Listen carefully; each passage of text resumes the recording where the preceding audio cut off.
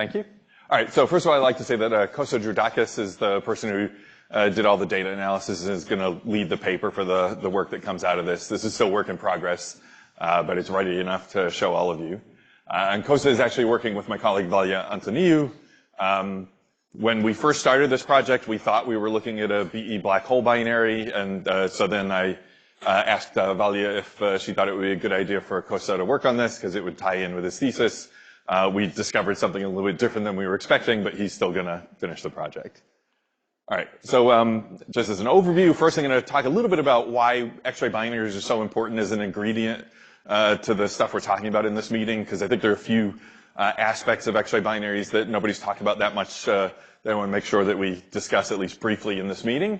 And then I'm going to talk about symbiotic stars and symbiotic X-ray binaries, make sure everyone knows what they are before we dig into it a little bit more. The previously enigmatic source 4U1630-47, just giving away the punchline, this is our symbiotic black hole X-ray binary. I'll talk about some infrared spectra and the identification of the sources as symbiotic. And I'll talk about one other possibility that I think is a bit less likely, but that we haven't had a chance to exclude yet. I'll talk a little bit about the future evolution of the system and future searches for these objects. Okay, so first of all, let's talk about why X-ray binaries are a really valuable piece of the puzzle of understanding the evolution of systems that have black holes in them. On the left, I have Rob Hines' BinSim computer-generated artist impression of GRO 1655-40. All right, so and everything in this in these figures here is for that particular object. All right, so here, one of the things you can see in this illustration that's not an accident is that this jet is not coming out perpendicular to the binary plane. And in X-ray binaries, we're able to actually see that kind of thing. And that tells us that we must have had something that misaligned the black hole spin from the binary plane. All right? Yeah, okay. So you didn't know about that before? No, I'm looking at that Israeli paper. Yep. Yep. And the next thing here, this is from a paper by Israeli et al. 1999. And this shows the abundances in the system, and it shows that oxygen is way overabundant compared to other similar stars. And there are a few other abundance anomalies that show up as you look at the spectrum for this object. And that, again, suggests that there's some supernova pollution here. Right? And these are the kinds of things that you can only do if you actually have the companion star there to look at. Right? So you can't see this kind of thing with gravitational waves. You can't see this kind of thing with, well, maybe you can see it with microlensing if you get really lucky and you have a binary that stays bound. But probably you won't be able to, and probably the systems will be detached enough that the pollution wouldn't be very strong.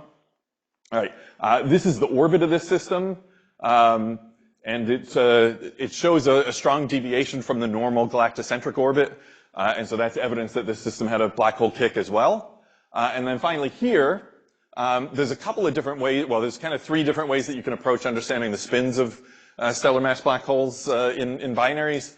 These are quasi-periodic oscillations that get up to 450 hertz, which for the mass of the black hole in this system is something you can't accommodate without having non-zero spin.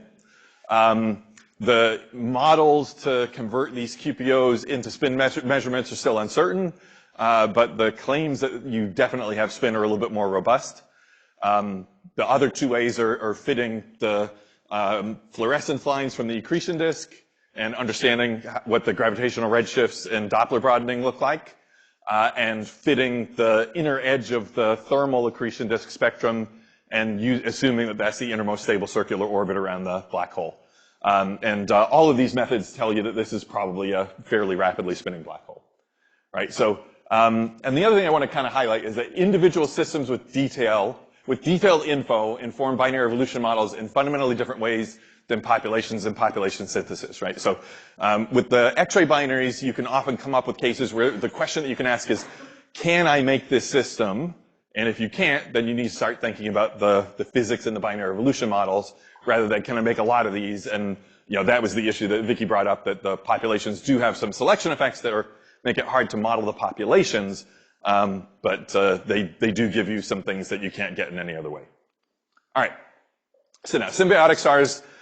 These are a class of systems that go back to pre-war era. These are white dwarf red giant binaries. Which war? World War II, sorry, yeah. Right, so these are white dwarf red giant binaries, and when people first started taking spectra of large numbers of stars, they saw some stars that had a hot component and a blue component, and they couldn't really figure out what they were for quite a while. We now understand that these are systems where there's mass transfer from a red giant to a white dwarf, and then the accreting white dwarf gives you the hot component, the red giant gives you the cool component. Properties vary. Some of them have a lot of dust in there, and it makes it hard to really understand what's going on in the systems. A lot of these have Mira stars as the donors. A lot of these are recurrent novae, including T Corona Borealis, which is going to go off any day, or definitely was going to go off about a year and a half ago, but didn't. Right, and a lot of them actually look like planetary nebulae until you get really good optical spectra and find some Raman lines. And a lot of them also have strong radio emission from their photoionized winds. Right, so these are interesting objects. That's not what we're really going to talk about, though. All right, so symbiotic X-ray binaries. So up until now, there are about a dozen systems that are wind-fed from a red giant, where there's a black hole or a neutron star accreting, so that a lot of the emission comes out in the X-rays instead of the UV. So far, all of these are neutron stars, and most of them have clear evidence for high magnetic field neutron stars from X-ray pulsations. The periods are typically about or more than a year, but many of these periods are actually poorly determined because they're so long and the stars are so poorly behaved that it's actually hard to get a really good radial velocity curve. All right, now there are a couple of black hole X-ray binaries, GRS 1915 plus 105, and the aforementioned V44 Cygni, where the donor star is a red giant of some kind, but these are red giants in Rochelab overflow, so their behavior is really a lot more like the rest of the X-ray binaries and not like the symbiotics. All right, so symbiotic black hole X-ray binaries should exist, and Gaia BH1 is empirical evidence that these things really have to exist somewhere in the Milky Way galaxy. Well, sorry, somewhere in the universe. All right, so if we have a system that has an orbital period of 186 days, at some point that donor star, and it's eccentric, at some point that donor star is going to expand to the point where you have strong winds and you'll accrete the winds at least at periastron. Right? And so at some point, that system is going to start emitting X-rays as a bright X-ray source, and then it'll become a symbiotic X-ray binary. So we shouldn't be too surprised by what I'm going to show later on as we go, but we hadn't seen one of these yet. All right, so this is the MAXI light curve for 4U 1630 minus 47. So MAXI is an instrument built by the Japanese Space Agency that's on the International Space Station, and it scans the sky every 96 minutes as the space station orbits, and basically makes a map of the whole sky in X-rays. It's not super sensitive, but does get you the whole sky. Right? And this is really useful for telling us when outbursts are happening from X-ray binaries and a few other kinds of objects. Turns out MAXI's angular resolution isn't very good, and this object is at a tangent point of a spiral arm, so not everything that you see in this light curve is from the object I'm going to talk about. In particular, this really strong outburst is from a nearby source. But when these things go into outbursts, you can quickly follow them up with something like SWIFT and make sure it's the source you're interested in and get additional information from a variety of satellites. The system also, this is from a paper by John Tomczyk, 2005. This is using the Rossi X-ray Timing Explorer. Most black hole X-ray binaries follow a very regular pattern in the hardness intensity diagram, where they start out faint and hard. They rise in luminosity before they change hardness. They turn left in this diagram and make a loop, and then they turn back down. And what Tomczyk found in this particular data set is that this system does a bunch of unusual things. There's also a paper by Fiamma Capitano that shows some more unusual things. So this object shows basically the same locus of points, but in a few cases it just skips over the hard state and gets straight into the soft state, and in some other cases it kind of goes back and forth. Right? So that suggests that there's something unusual about how the black hole is being fed in this system. The next thing is that there may be strong winds in the local environment. So Diaz-Trigo in 2013 found these emission lines that she interpreted as red-shifted and blue-shifted iron lines. And that was during a jet ejection episode, and she suggested that what happened was baryons got into the jet, and so you get these emission lines. There is another way to explain this, but I think the Diaz-Trigo explanation is more likely. And then there's also 7% linear polarization in the X-rays in this system, and this is one of the most highly polarized X-ray sources that IXPE has seen. All right. Now, it turns out we know the distance to this source very well, despite the fact that it's fairly faint and highly reddened. And the reason we know this is from a dust scattering halo. Okay, and so one of the things that you can do when you have an X-ray source, X-rays will scatter off of dust along the line of sight and change direction a little bit. And if you have a point source of X-rays that's varying strongly, and then you have a sheet of dust in between you and the source, you'll get scattering off of the dust and back into your line of sight. And now you're not taking a straight line path from the source to you, but an indirect path, and that induces a time delay. And by looking at the time delay as a function of angle, and taking into account a little bit more information based on the scattering cross-sections for different angles of scattering, you can solve for the location of the source and the location of the dust sheet. And by doing this, Microlensing and collaborators found that this source is about 11.5 kiloparsecs away, which was kind of in line with what people have been guessing from other considerations before this, but this gives us a nice geometric distance. All right, so now I want to talk about wind feeding and the polarization. I should have had this slide in the reverse order, but you know how it goes. All right, so this is from a tabulation from Linisada of the polarizations from IXPE for different accreting black holes. All right, so these are polarization degrees. So you can see 1630 minus 47 down here, around 7%.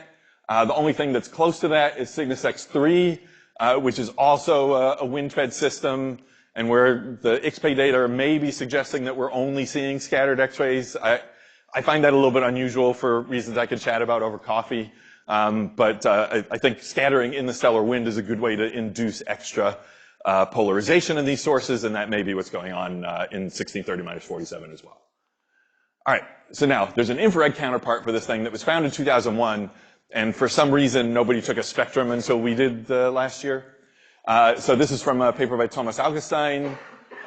There's only one infrared variable within the radio error region, and so people had kind of assumed that was probably the counterpart, but nobody had actually verified that until our spectrum that I'm going to show in a bit. Okay, so now another weird thing about this source is that this is the infrared light curve for the source from the VISTA variables in the Via Lactea project. So the typical errors are about 0.1 to 0.2 magnitude, so the variability is real but very weak. But there are X-ray outbursts going on during some of these measurements and not during others. And for most X-ray binaries, the optical infrared emission brightens substantially when the X-ray outburst turns on, right? Because the X-rays will heat the accretion disk, and the outer accretion disk will reprocess those X-rays into an increased temperature, and you'll get a thermal outburst in the optical.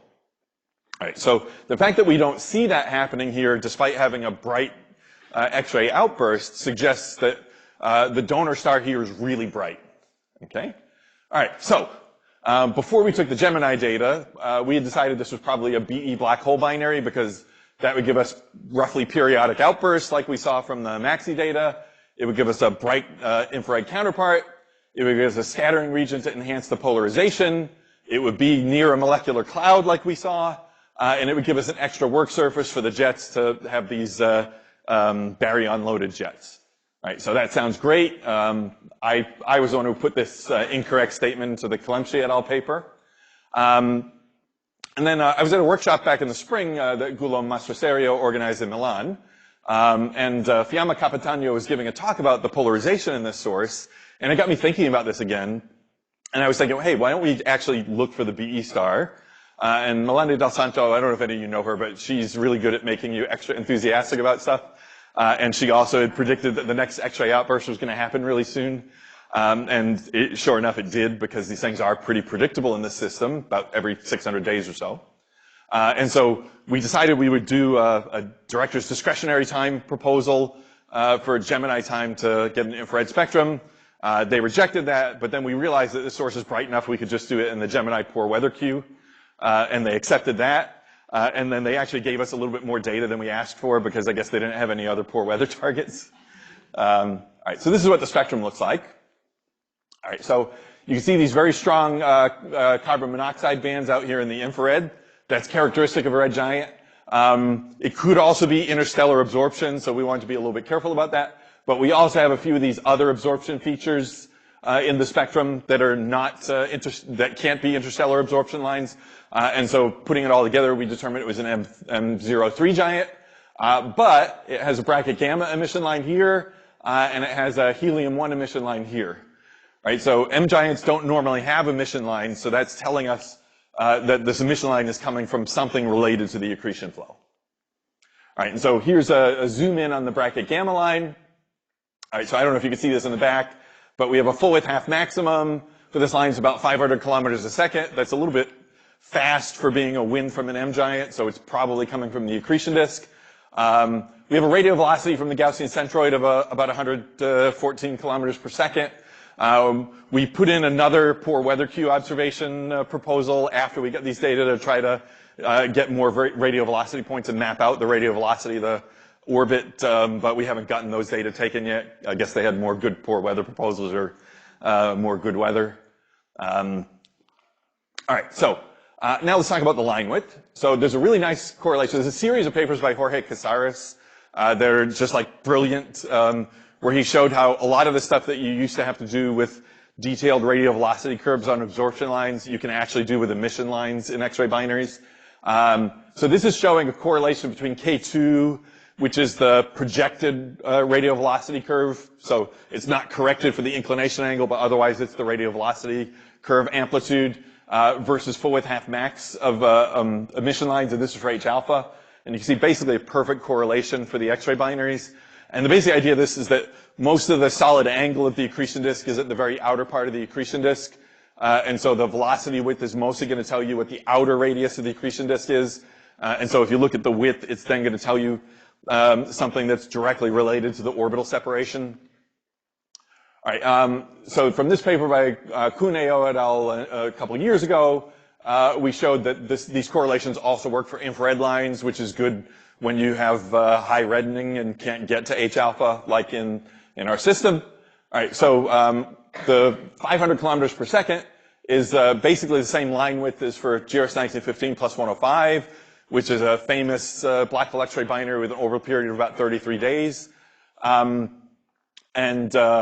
The other possibility that we have to work out, but I think won't be the answer, is that it could be since we got this spectrum during the peak of the X-ray outburst, if you have a strong wind, you could also be lighting it up with the X-rays from the X-ray source. I think these lines are too broad, but we have a little bit more work to do to be confident about that.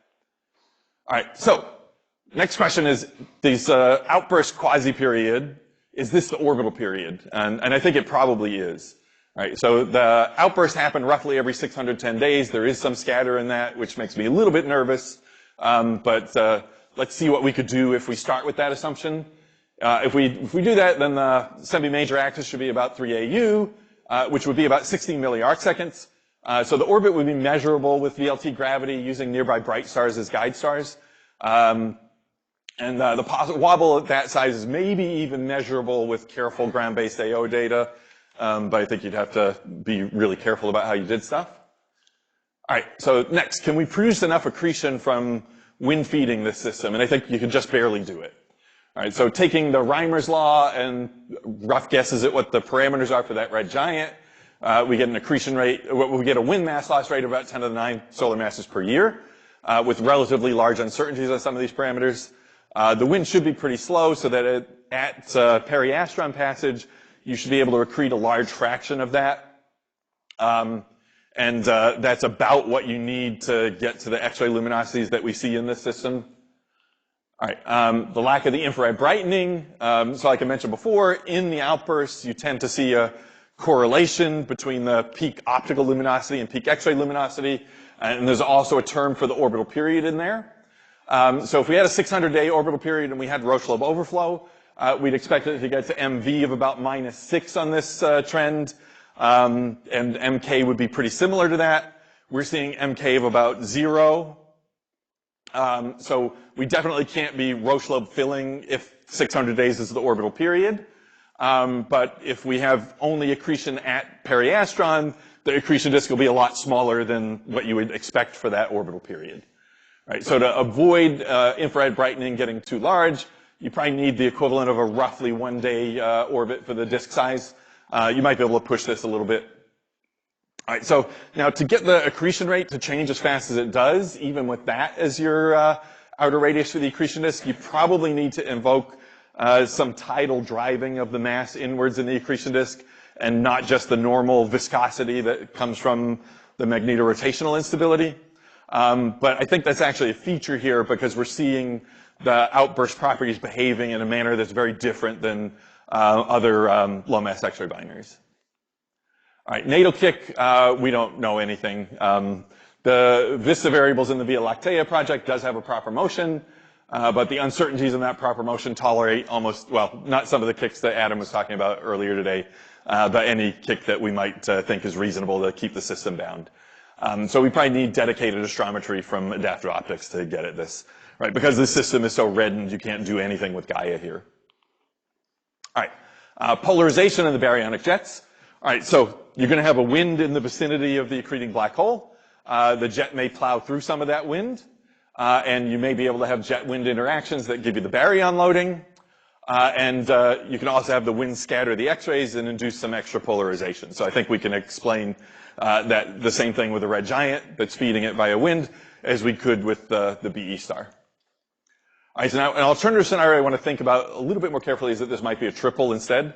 That we, 10 minutes? Okay, I think I'm good. I think I was a little worried I had too many slides and I'm going to finish ahead of time. All right, so an alternative scenario we might have is a triple. So there is some mild irregularity of the outbursts that I'm a little bit worried about if we're invoking those outbursts as being right on the orbital period. There probably are some ways that with variations in the wind that you can get away with that too. All right, so that's, if we have a triple, then we have kind of a normal X-ray binary in the interior, and the red giant just happens to be orbiting around it. I think the big challenge with this kind of scenario is that the bracket lines are on the narrow end for X-ray binaries, and if you want to make an inner binary that has pretty regular outbursts, you probably want to have something at kind of a shorter orbital period that would have broader lines. So I think that's probably the strongest argument that this isn't a triple, but I think we need to think about it a little bit more as we go forward before we settle on that. All right, so future searches. So in the Milky Way, if we had systems that are wider or more circular, they may form more substantial accretion disks. And if they form an actual accretion disk similar to the ones in low-mass X-ray binaries, at these accretion rates with a really long orbital period, what you'll get would not be these periastron passage accretion events, but instead you get matter piling up in an accretion disk, and at really long orbital periods you get very rare but very long outbursts. And so something like this could be just sitting around waiting to go into outburst for longer than the history of X-ray astronomy. So I think we could easily hide one of these things. I mean, most of the X-ray transients we see are new transients, so it's totally normal for us to have X-ray binaries that have recurrence times longer than our history of being able to find them. All right, so in nearby galaxies, the source gets up to about 10 to the 38 erg per second. You could see to these luminosities easily out to about 20 megaparsecs with Chandra or XMM. So we could do some monitoring of some nearby elliptical galaxies, and maybe we've already seen something like this. There's a paper by Van Haften et al., 2018, where we saw a very bright X-ray transient in the halo of NGC 4472. And that may be, the very bright luminosity suggests it's a long orbital period. So maybe that's one of these. And so then what you'd have to do then would be do some follow-up spectroscopy on these X-ray transients and see if you have some evidence that you have a red giant with a radial velocity motion there. And that's something that is a little bit harder to do than just detecting the X-ray outbursts. But as we get more big telescopes, it starts to become possible. All right, so long-term evolution. So this should probably lead to a wide white dwarf black hole binary under most circumstances.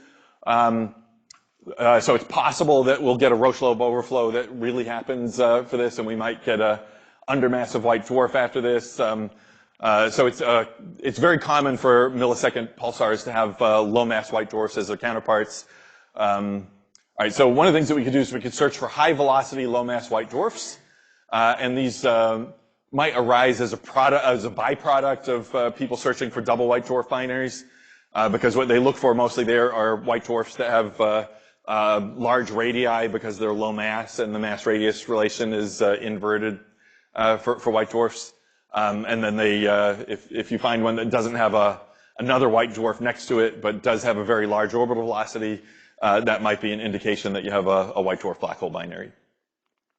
All right, so summary and conclusions. So that we have the enigmatic black hole X-ray binary 4U1630-47, and I think we've established clearly that there's a red giant that's the counterpart to this thing, and very likely that the red giant is actually the source of mass that's being accreted by the black hole here. So this is likely the first symbiotic black hole X-ray binary. These are probably fairly rare objects, but they should exist based on the Gaia black holes. And they may be the missing link between Gaia black holes and white dwarf binaries. And I want to say one other thing about this after hearing Smadar's talk. And if I'd been talking about tomorrow, I would have had a slide related to that, but I didn't have time to start adding stuff in. And since I have a little bit of extra time, I'm going to talk about this. There is a claim that the black hole in this system is kind of massive, like 18 solar masses. It's based on some X-ray timing measurements that I think are not super secure. But we actually have a hope of measuring the black hole mass in this system now, if we can get a radial velocity curve, and especially if we can also get the inclination angle from astrometry. And if we do find that this is an 18 solar mass black hole, that really aligns nicely with the idea that this was made as a merger of two black holes, and the red giant is just the thing that happens to be on the outside. So I was really interested to hear you talk, and I think there's some chance it might be relevant for what we're seeing here. Okay, so I think that's all I had to say. I hope I didn't go too fast trying to fit in the time limit, but I'd be happy to take questions.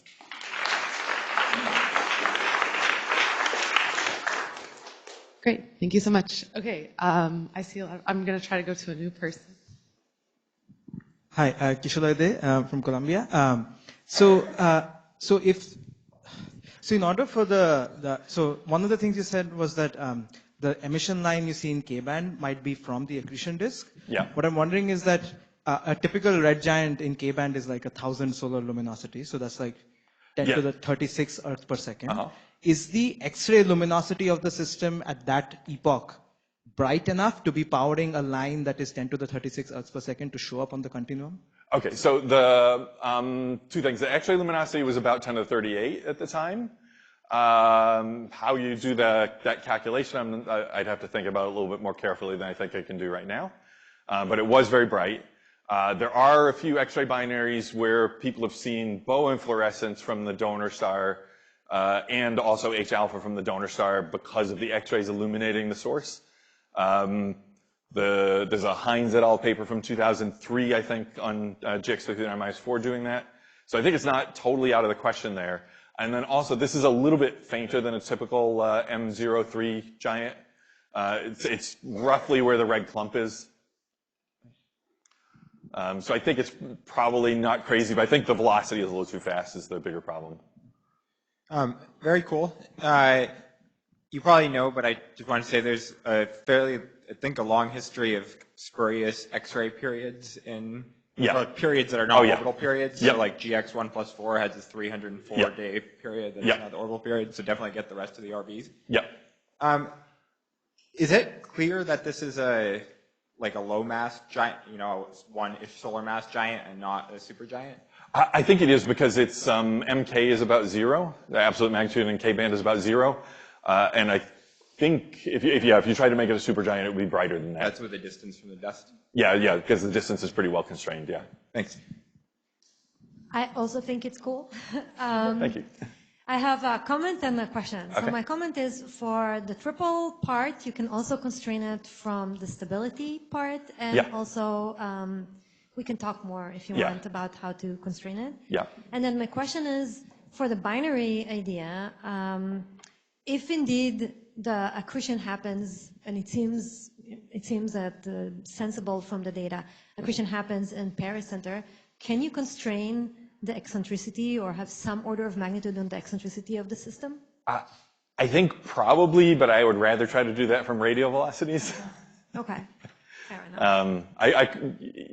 it has to be fairly high or you wouldn't get the periastron passage to be very close.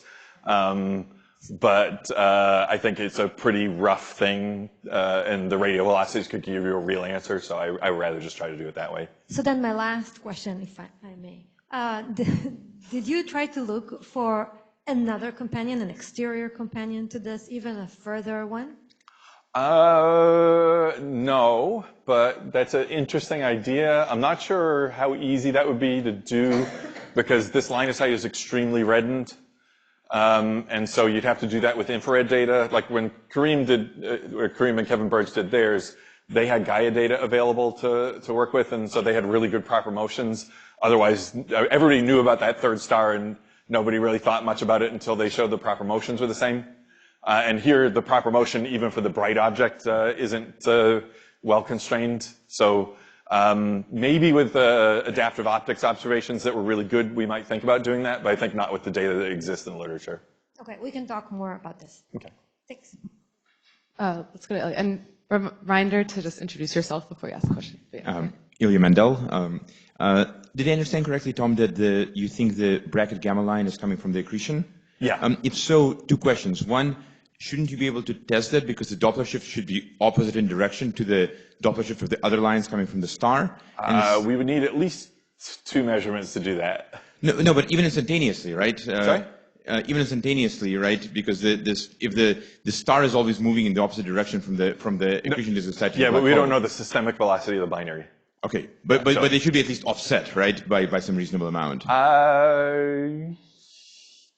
Probably. Right, because I was. Yeah. Okay. My second question was whether you could actually use that as even that having that little bit of an offset, right? Obviously, uncertain eccentricity, etc. But that difference, right? Okay, you can look at the sum and the difference, basically the average and the difference, right? And if you do that, you can get some sort of an estimate of the mass of the black hole, potentially, right? Because yeah, I think that's right. Yeah, we should take a look at that.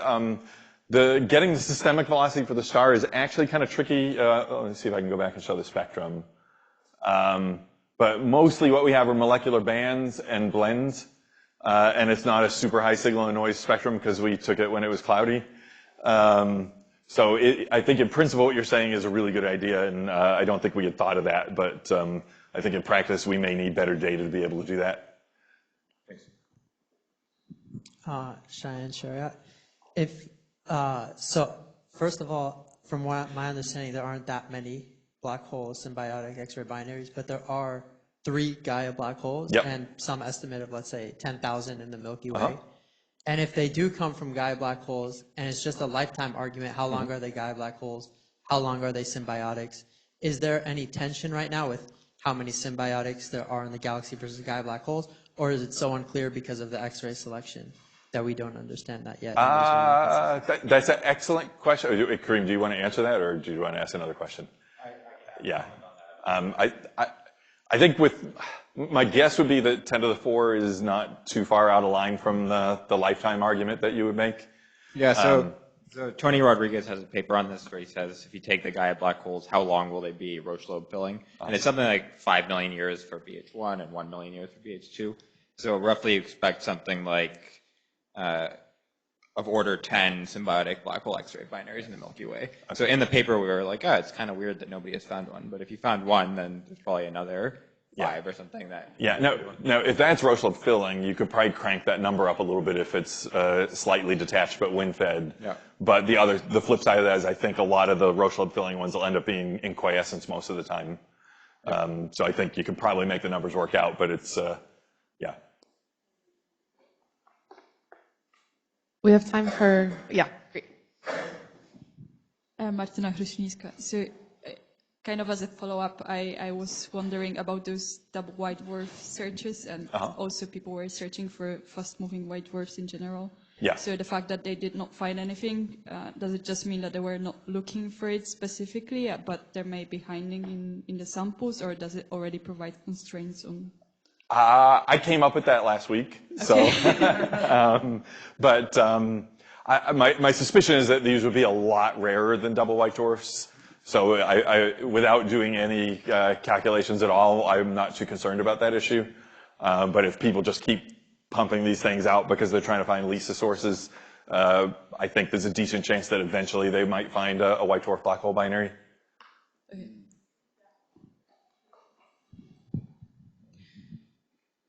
We had a couple of comments this morning about X-ray searches having difficult to estimate completeness. I was wondering if you could speak to whether that's going to improve in any time in the future, or is it just the nature of the way we do the X-ray observations? Okay, so I think there's really, I would say, 3 main classes of X-ray binaries that you might be trying to understand. So there's the low mass X-ray binaries where you have to understand what the disk is doing after it takes the mass in before you can get the X-ray, turn the X-ray population into a real binary population.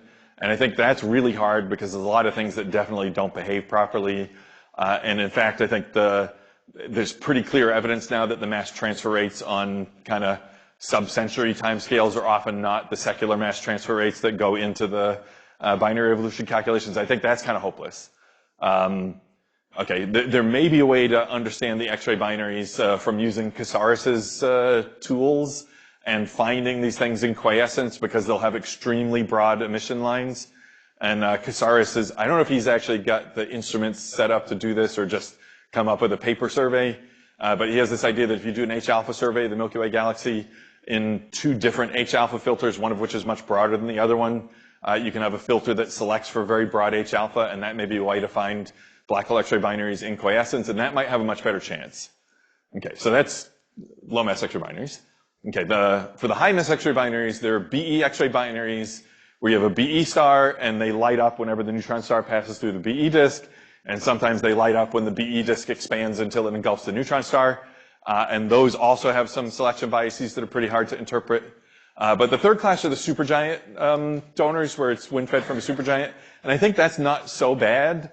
And I think maybe what Cheyenne was asking was right, and what Vicky said was also right, because I think Cheyenne was trying to get at, like, we talked about this afterwards. If you overpredict the number of supergiant X-ray binaries by a factor of 1,000, you probably can't get out of it from selection effects, but if you try to do it within a factor of 2, you almost certainly can. So I think there is some hope to use those systems to constrain some of the high mass evolution models, even if you don't understand everything that you would like to understand. And Vicky seems to be nodding that she agrees also, yeah. But then we know very few of them. What? But then we know very few of them. Yeah. Black holes. Well, you can detect those really far away, and I think we need to think a little bit more on working on the X-ray galactic samples a little bit harder, especially now that, when the 30-meter telescopes start getting built, it'll be easier to get time on 10-meter telescopes, and you can start to do some of these projects that are feasible, but no one will give you the time for. And so, yeah, that's the way it's always been, though, right? The cosmologists use whatever the biggest telescope is, and the stellar people then take the scraps. And yeah. We have a bit more time, so I'm going to ask a question. Okay. This is not what you spent the majority of your talk on, but in your first or second motivation slide, you said that individual systems that we know a lot about can constrain, binary evolution models in fundamentally different ways. And I was wondering if you had any thoughts on the best way to pin population synthesis codes or other simulations with really good individual measurements, and how to do that in a way that's consistent with population approaches, that doesn't do the kind of thing that Lika was saying of one new channel for each new system. Yeah, okay. Wow, that's a really open-ended question. And I'm going to filibuster a little bit before to try to think of an answer. I just want to say, part of why I put this in there is from a discussion Mathieu and I had at, I don't know if it was breakfast or lunch, but in the residence halls. So the residence halls are great. This is a big improvement from the last time I was here. You get so much more interesting informal discussions over meals than you used to when you were staying in some random person's house. All right, so I think that's maybe not the way that you want to think about it, is how to inform the population codes. I think what you really want to do is think about that there are binary evolution prescriptions that go into population codes, and they should be able to produce all of the systems that you see. And so if they can't produce systems that you see, especially systems that are easy to detect, then you know you have a problem, and you want to work on the physics of the code until it can produce what you see without breaking all the other population stuff. And so I think it's really, I think people should be going back and forth between improving the input physics and running big grids of population codes. And yeah, I think sometimes as astronomers, we tend to get wrapped up into wanting to have one solution to all problems. I don't know how many of you read Nate Silver's book, The Signal and the Noise. He talks about foxes and hedgehogs. And I think sometimes we have too many hedgehogs. Half of you probably have no idea what I'm talking about right now, but you should read the book. The idea is that the hedgehog only has one survival strategy, which is he crawls up into a ball and sticks thorns out. And it's a really good strategy, but it doesn't work for everything. The fox doesn't have any strategy that's nearly as good as the hedgehog strategy, but it has a very wide variety of them, and it picks the one that it needs based on the situation it's in. And so I think we need to be more fox-like as a community. Yeah, I think that's how I'll answer your question. Thanks. Okay, there's 2 more questions. We'll go back there first.